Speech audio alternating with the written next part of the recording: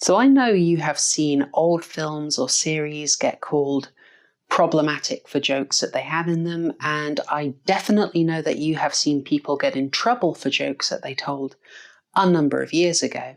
This is a pretty common thing now, and I want to talk briefly about how I think that is going to impact the horror genre. So Todd Phillips, the director of Joker, the $1 billion box office sensation, was primarily a director of comedy films. He said one of the reasons that he wanted to make the Joker movie is that it was getting too hard to make comedy these days. Effectively, he was trying to say that so many topics, so many types of jokes are now off limits due to the current culture, that it's just not possible to make the comedy movies that he would like to make. He's just operating under too many constraints. And certainly a lot of the things that are staples of comedy in the past are pretty much taboo now. So jokes about racial, sexual stereotypes, jokes that would be considered sexist are pretty much off. A heck of a lot of things which would be classic jokes about stereotypes are ruled as offensive, and you're not going to see them in mainstream productions the way you would have very commonly even just 10 years ago, unless they are jokes that are aimed at the very narrow band of people considered sort of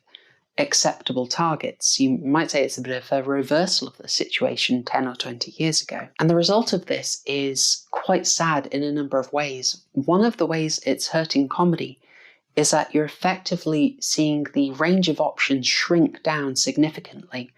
Effectively, you know when you see a comedy film that there's going to be a very narrow range of jokes that are going to be told, because they are the ones that are acceptable. They are the ones that studios have said you're going to be able to put into your release. I don't think I'm exaggerating too much to say that in a comedy film, I'm pretty certain that almost every joke now is going to be character said something very stupid or character fell over. And that makes the film very predictable. And when you think about it, intelligence isn't exactly something people can help either. It's very much an innate characteristic. So I wonder how long those character as stupid jokes have got left. I think that's pretty inarguably an accurate description of what we're seeing in the comedy world.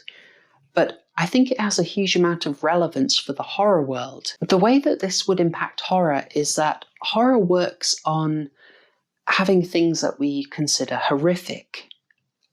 Basic, but maybe a profound statement there. And the way culture has changed and cultural mores have changed have meant that in many ways, what we consider horrific has changed very significantly. Effectively, a heck of a lot of things that would have been considered horrific are now no longer considered horrific. There are two examples in particular I can focus on here. The most obvious one is religious taboo. So when you have a very profound, a very widespread, culturally cemented religion, then things that are considered blasphemous or heretical in that religion could also be seen as very shocking, and this is something you see a lot in older horror literature. When you remove the impact of that religion, those blasphemies and those heresies stop being as horrific. So if I give you the example of The Exorcist, there is a defiled statue of Mary in the film. I don't think anyone actually looks at the defiled statue and says, that's horrific. I don't think that blasphemy is clearly a source of horror for a lot of people now. Similarly, in the most famous bit of The Exorcist, and surely this is not a spoiler at this point, this can't be a spoiler anymore, the crucifix scene, okay? In the crucifix scene, previously, if you have that strong religious conviction, that scene has blasphemy, it's got a sexual taboo, and it's certainly got the physical pain, the violence that's being inflicted in that scene. They all combine into making a very strong moment of horror. But if you watch that now, what are we, close to 50 years from the release of The Exorcist? I really wish I'd checked that before going on camera. Now, so many decades after the release of The Exorcist, when people watch that scene, is anyone feeling the horror of the blasphemy in that use of the crucifix? And that also brings us on to the idea of sexual mores as a source of horror.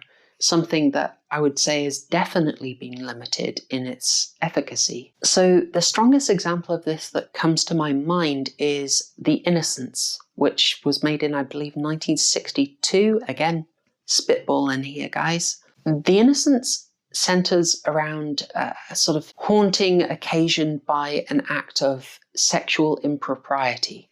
Now, the film is made under much stronger censorship, so the amount that they can say or chose to say is very limited. So sexual impropriety is about as clear as I can be in what the cause of the haunting was. The film is just not specific enough. And The Innocence remains very spooky, very atmospheric, and very disturbing in a number of ways. But I think that inciting incident of the sexual impropriety, I don't think that actually has an impact on audiences now. I think if you were to describe to them the specific details by Gatsby, no cat co-star, what are you going to do? If you were going to describe to audiences today the clearest idea we have of what the sexual impropriety was that has occasioned this haunting, I think the action you would get is not so much horrified or feeling scandalized. I think people would say sort of, oh, is that it? I know I sound like a cliche here, but sexual mores have become so loose, you might say progressive, you might say liberalized, that a lot of things that were considered scandalous, improper, and or terribly licentious way back in the 60s, no one would really bat an eyelid now. But that does remove the ability to shock and also the ability to horrify. A related example of sexual mores sort of decoupling from the potential to horrify that you might think is reach, you might think is a sort of extreme projection, would be incest taboos. Now, those occur quite a lot as an independent source of horror in Lovecraft, in Edgar Allan Poe. It was kind of enough back in the day to just have a reveal of some kind of incest. That would be shocking enough. You don't really need to do any more. That would do the job. Nowadays, I don't think it would be. I think that revelation would have to be coupled with some violence, some killing, in order to be considered sufficiently horrific. And the impact of that is that if you're trying to share these stories with audiences now under new cultural mores, the stories will have lost their impact. They won't have the ability to horrify as they once could. Okay, so I've been pretty doom and gloom about all of this in a sort of wishy-washy way. I don't think this is all bad. For instance, changing the social norms around disability and physical deformity and making it so those aren't automatically horrific, I think that is obviously something very good. That is a good change in horror. This was also something that was started a long time ago. I mean, the obvious example is going to be Todd Browning's 1927 classic Freaks, but I am not that classic, so I will point to Paris Hilton's House of Wax in 2013, because that's how we roll on this channel.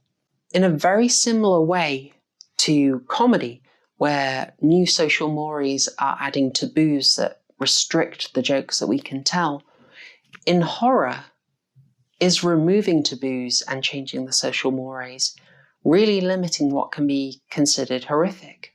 What I worry about in reducing the number of things that can be sources of horror is that effectively you end up with the same predictability that you have in comedy. That you're going to have to end up limiting horror to violence, killing, and the infliction of pain. And that is going to be the only thing that you can do.